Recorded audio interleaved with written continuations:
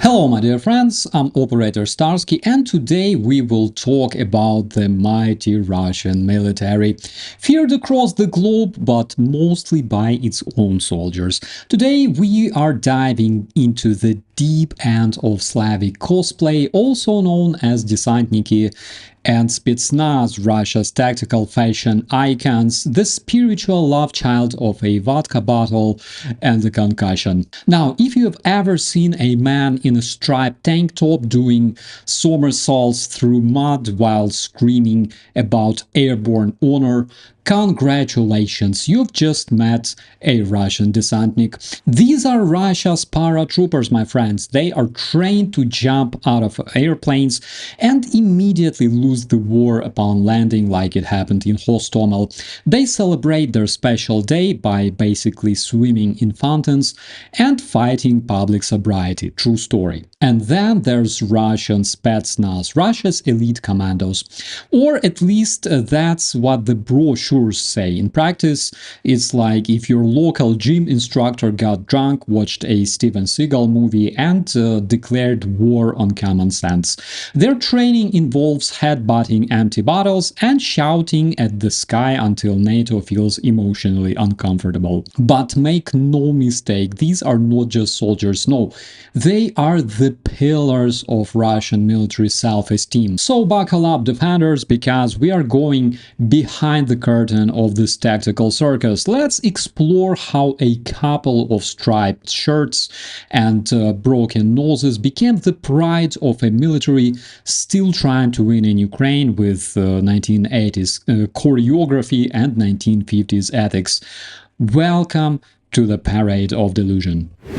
Every military culture, even the parody of such culture, like we can observe in the Terrorist Federation, requires some role models. To Russians, their paratroopers called desantniks and their recon troops called Spetsnaz became true idols of insanity, often portrayed in the movies like unbeatable heroes who often trick the stupid Afghani or Chechen insurgents, or even more stupid NATO/American forces into a complete surrender. Now, before we get into tactics, which mostly involve running in circles, breaking the empty bottles and yelling "Ura!", let's start with the essentials: the Russian Spetsnaz and Desantnik starter pack. Think of it as a cosplay for people who want to look dangerous. Fingerless gloves, of course, my friends. Truly the crown jewel of the Russian Spetsnaz outfit. No one really knows what they are for. Warmth, grip, protection. Please. These gloves exist purely because they look cool and sexy, but because style, or rather absence of style, is the essence of Russian Spetsnaz starter pack.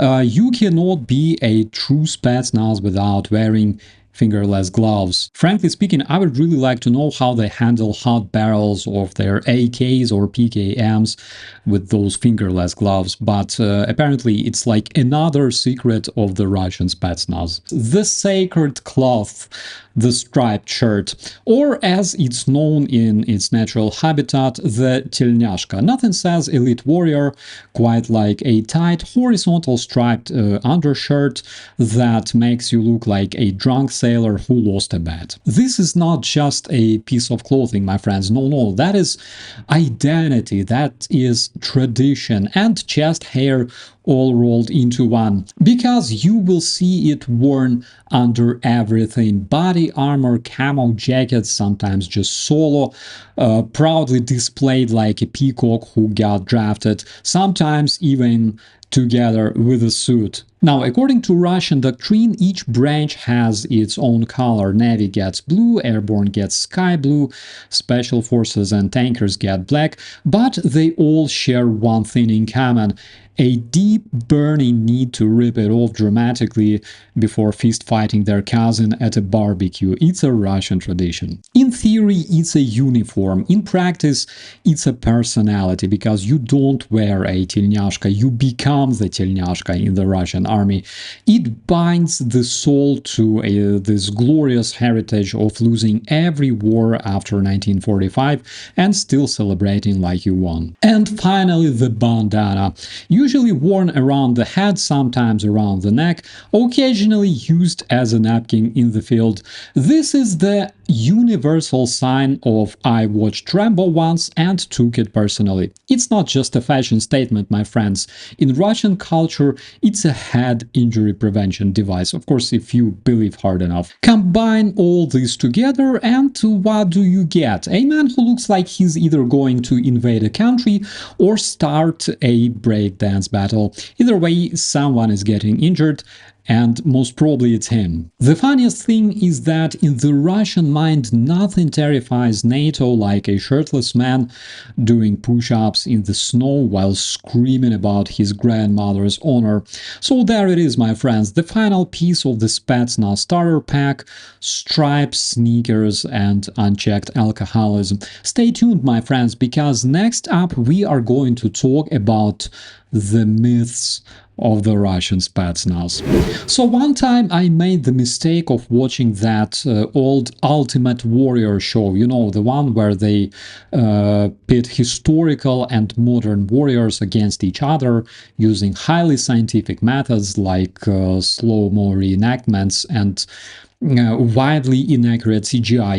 And of course, there was an episode where Russian Spetsnaz took on the US Special Forces. Now, I don't know who rigged the simulation, maybe the Kremlin hacked History Channel, but apparently the Russian guy won, and I laughed so hard I nearly fell off my chair. Not because I hate Spetsnaz, maybe because that too, but also because I've seen TikTok fights with much more realism. In that absolutely glorious reenactment, the Spetsnaz soldier used a knife, some acrobatics, and pure Soviet plot armor to take down elite US operators.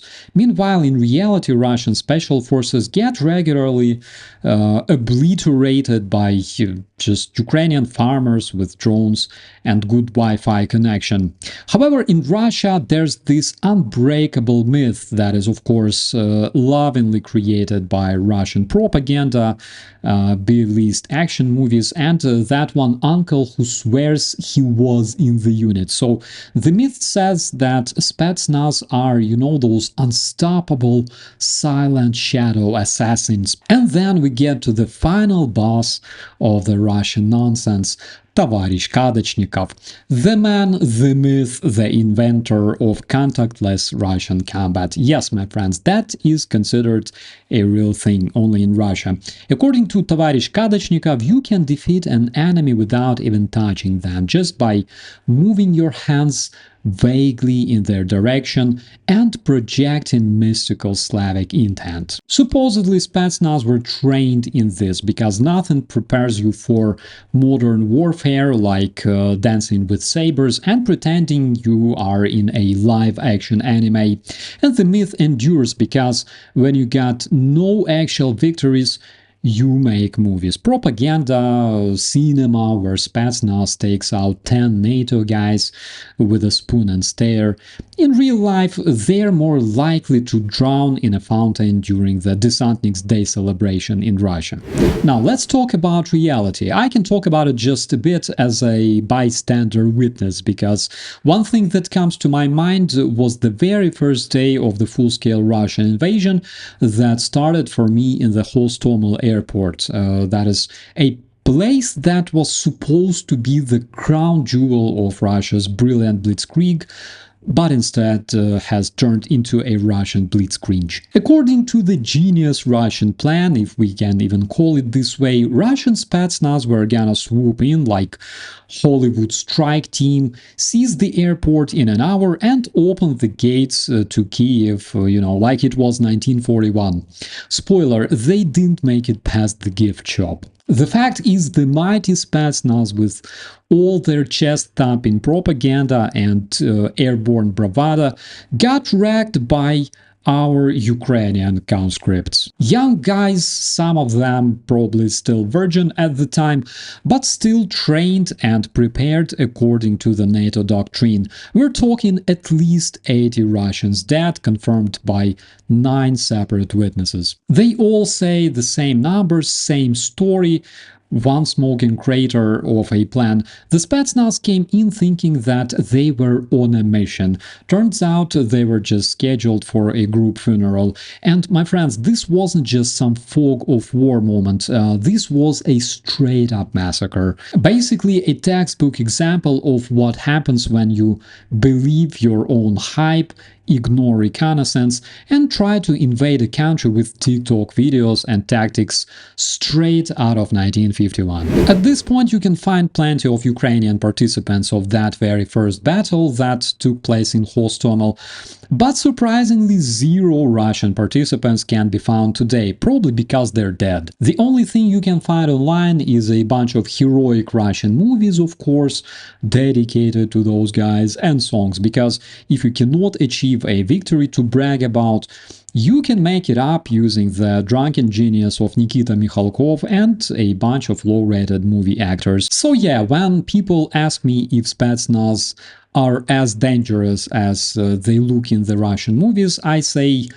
only to themselves, my friends, only to themselves. Let me know if you like this one, my dear defenders, and don't forget to subscribe. I'm Operator Starsky. Thanks for watching.